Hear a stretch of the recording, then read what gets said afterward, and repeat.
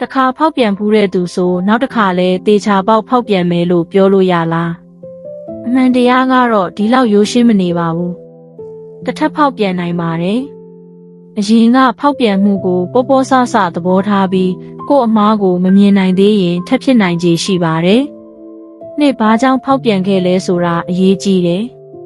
အကြောင်းရင်းကိုမဖြေရှင်းမဲနောက်မဖြစ်တော့ဘူးလို့ပြောရုံနဲ့ပြဿနာကမပြောက်ပါဘူးသုံးအမားကိုတာဝန်ယူသလားကြည့်ပါ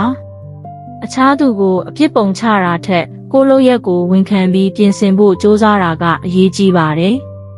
လေအပြုတ်မှုပြောင်းလဲလာသလားကြည့်ပါစကားနဲ့တောင်းပန်တာထက်လိန်ညာမှုတွေရက်တန့်လာတာပွင့်လင်းလာတာနဲ့အကန့်အသတ်တွေကိုလေးစားလာတာကိုကြည့်ပါငါယုံကြည်မှုကိုပြန်တည်ဆောက်ဖို့ကြိုးစားသလား